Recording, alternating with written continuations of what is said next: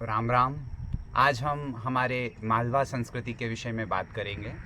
जैसे कि आप सबको ज्ञात है कि हम ये जो भवन का निर्माण कर रहे हैं ये हमारे मालवा क्षेत्र में कर रहे हैं और सभी प्रकार की मालवा की संस्कृति के विषय में हमने आपसे बात किया। जैसे हमने पिछले वीडियो में आपको बताया, आपसे जानकारी साझा की किस प्रकार हमने हमारे भवन में वैदिक वस्तुओं का उपयोग किया है।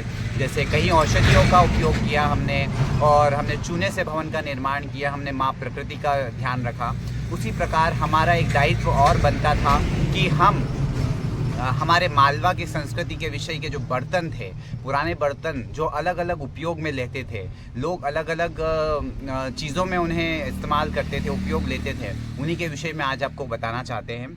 तो ऐसे ऐसे हमारी बर्तन थे कि जिन्हें हमें आज कुछ बर्तन तो विलुप्त से हो गए हैं और कुछ बाकी रहे। तो हम हमारे बाजू के ही गांव से एक कुम्हार के यहाँ से कुछ बर्तनों का संग्रह करके लेकर आए हैं, जो हम हमें हमारे यहाँ के जो घर भवन निर्माण है इसी के अंदर हम उन्हें दबाने वाले हैं। तो हम सबसे पहले आपको एक बताने वाले हैं कि यह जो मटका आपको दिख रहा है, यह मटका इसे कहा जाता है माई माटला, जो विवाह लगन प्रसंग में है उपयोग किया जाता है। इसके अंदर माई माता का पूजन होता है। माई माता जो होती है, जो आप देखते होंगे कि कुल देवी भी होती है माई माता, उन्हीं के पूजन के लिए इसका उपयोग किया जाता है। फिर इसे ढकने के लिए इसे ढाकना बोलते हैं। ढाकना जो होता है, इस ढाकने को हम इस्तेमाल करते हैं। ये वाला ढाकना, आपसे क्षमा चाहूँगा, ये ढाकना हम इसे इस्तेमाल करते हैं, इसे ढाक देते हैं। इस तरह से इसको माई माटला कहा जाता है। इसका जो शेप होता है छोटा होता है, इसका आकार छोटा होता है और इसकी जो डिज़ाइन है आप देख सकते हैं इस प्रकार की होती है इसके ऊपर। तो आप माई माटला से परिपक्व हो चुके हैं।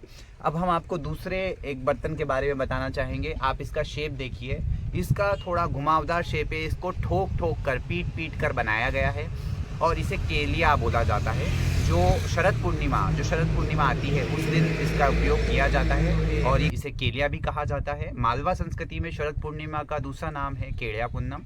तो उसे केलिया पुन्नम के दिन इसकी पूजा की जाती है। इसके अंदर घी भरा जाता है और नॉर्मल हिंदी भाषी राज्यों में उसे शरद पूर्णिमा कहा जाता है। तो ये केलिया है।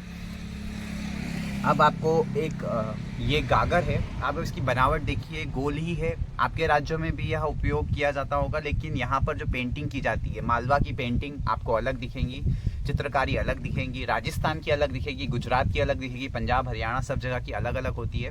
तो इसे गागर में सागर भरना कहते हैं, वही है यह गागर। फिर आपको इस छोटे से बर्तन का बहुत उपयोग है। इसके बिना कोई लगन प्रसंग जो है पूर्ण नहीं हो सकता है। इसको बारिया कहा जाता है। इसके अंदर पानी भरा जाता है। पानी भरकर इसमें माँ और बेटे के प्रेम को झलकाता है। यह एक छोटा सा बारिया है। फिर आपको हम इसके बारे में भुजारा, इसे ढकने के लिए उपयोग किया जाता है बर्तनों को। और यह एक ऐसी वस्तु है जिसमें इससे लगन किया जाता है। इसके बिना लगन अधूरा होता है। पहले जब भी चौरी फेरा होता है या लगन होते हैं, फेरे होते हैं, सबसे पहले इससे फेरे लिए जाते हैं। उससे तत्पश्चात ही वर वधू आपस में फेरे ले सकते हैं। तो यह बहुत ही उपयोगी वस्तु है। इसको बुझारा कहा जाता है। मालवा में ही मैंने देखा है, कहीं कहीं गुजरात के कुछ क्षेत्रों में भी यह पाया गया है। और उसके अलावा हम आपको ये जो है तावड़ा बोला जाता है, इस पर रोटी बनाने के लिए उपयोग किया जाता था। आप देख सकते हैं ये तावड़ा है।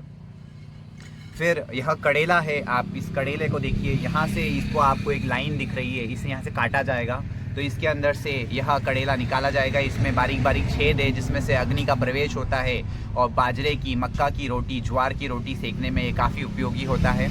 तो जब हम इसे निकालेंगे तो यह इस प्रकार से इसका ये ऊपर का निकल जाएगा।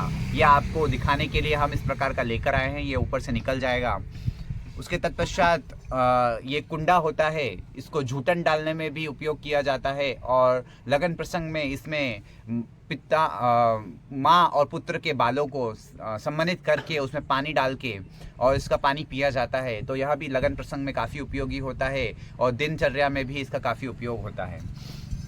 इसी प्रकार यह कड़ेला जो मैंने आपको दिखाया था, यह अलग होने के बाद इस प्रकार का दिखेगा। तो आप देख सकते हैं यह अलग होने के बाद इसको निकाला जाएगा और इस प्रकार का दिखेगा। सबसे ज़रूरी उपयोगी वस्तु जो चार धाम यात्रा पे जब कोई भी जाता है उसके बाद हमारे घरों में पथवारी पूजी जाती है। पथवारी का अर्थ होता है जो पथ पर चलते हैं उनकी जीवन में तीर्थ यात्रा पर कोई मुश्किल ना आए, इसलिए पथवारी पूजी जाती है। इसे ढका जाता है, इसकी दिन रात पूजा की जाती है, इसे पानी पिलाया जाता है, इस पर पानी डाला जाता है, ताकि उनका विश्वास होता है कि परमपिता परमात्मा उनके जीवन में जब वो तीर्थ यात्रा पे गए हैं तो उनको कोई मुश्किल ना हो। इसके ऊपर पानी डालेंगे तो उन्हें वहाँ पर पानी मिलेगा, इसके ऊपर फूल बिछाएंगे तो उन्हें वहाँ फूल मिलेगा। तो यह एक सूचक होता है कि वह तीर्थ यात्रा पर जाते हैं तो पथवारी पूजी जाती है।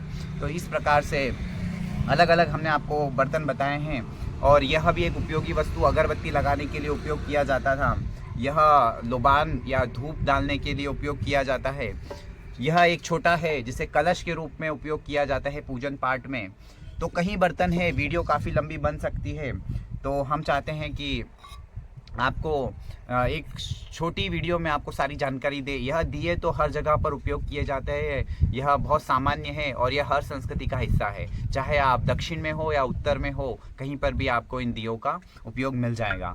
एक जो हमारे मृत्यु संस्कार में उपयोग की जाती है, इसे कहा जाता है दोणी। जब कोई मर जाता है, किसी की मृत्यु हो जाती है, तब इसका उपयोग किया जाता है, इसे तोड़ा जाता है, तो कहा जाता है दोणी देना। तो यह लाल कलर की दोणी है और काले कलर की दोणी है। इसके अंदर आप सब सब्जी भाजी दाल बनाई जाती थी और इसे मरते वक्त, मृत्यु के उपरांत इसे दोणी देने में भी उपयोग लिया जाता है।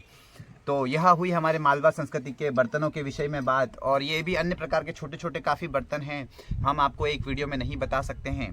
अब हम आपसे एक बहुत ज़रूरी बात करना चाहेंगे कि हम इन बर्तनों को इस प्रकार से क्यों रख रहे हैं और क्यों इनको हम यहाँ दबा रहे हैं। क्योंकि ये जो घर या भवन का निर्माण हम कर रहे हैं, यह पूर्ण रूप से क्षणभंगुर है। क्षणभंगुर से मेरा कहने का तात्पर्य है कि यह आज नहीं तो कल टूट जाएगा। जो भी चीज़ आप देख रहे हैं आपके आसपास, यह सब समाप्त होने वाली, सब नष्ट होने वाली। परमपिता परमात्मा, आत्मा और प्रकृति ही इस पृथ्वी पर रहेंगी। जो मंदिर है, जो भी मूर्तियां हैं या फिर कुछ भी है, सब कुछ नष्ट होगा एक ना एक दिन, सब टूट जाएगा, यह सब खत्म होने वाला है।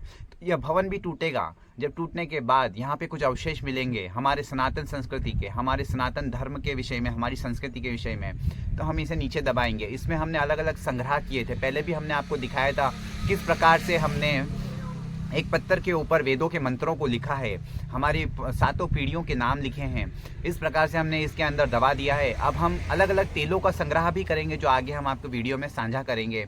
तो हम इन्हें किस प्रकार से दबाते, तेलों के साथ साथ हम इसमें सोने चांदी की वस्तुओं का भी संग्रह किया है और अन्य प्रकार के तेलों का भी संग्रह किया है। तो उसके उपरांत हम इन बर्तनों को एक जगह जहाँ पे हमें दबाना था वहाँ लेकर गए। वहाँ पर हमने इन सबको इस प्रकार से रख दिया। इनके ऊपर धीरे धीरे हमने मिट्टी डालना शुरू किया। मिट्टी डालने के पश्चात हमने इन्हें पूर्ण रूप से ढक दिया। अब अगले वीडियो में हम आपको जानकारी साझा करेंगे कि किस प्रकार से हमने वैदिक तरीके से पहले थोड़ी खेती की, सरसों की और तिल के तेल की, इन दोनों को हम संग्रहित करेंगे कांच की बोतल में। तो वो भी आपके साथ जानकारी साझा करेंगे। उसके लिए हमने अभी वैदिक तरीके से फसलों को लगा दिया, जिसमें हम गाय के गोबर का और गोमूत्र का प्रयोग कर रहे हैं।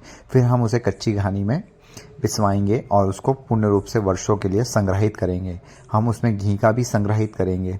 सोने चांदी, पत्थर के ऊपर वेदों के मंत्र, 7 पीढ़ियों के नाम, ऐसी अन्य कई चीज़ों का हमने हमारे भवन में संग्रहित किया है, जो हमारे पूर्वज करते आए थे। और आज भी हमारे कई मंदिर और पुरातन जो भी हमारी भवन या इमारतें हैं उनमें से निकलते हैं और हम प्रायः इन सब चीज़ों को देखते ही है। तो कैसा लगा आपको हमारा वीडियो? सभी को सादर नमस्ते, जय श्री राम। और कमेंट ज़रूर करिए आपके कोई अगर प्रश्न होता है तो।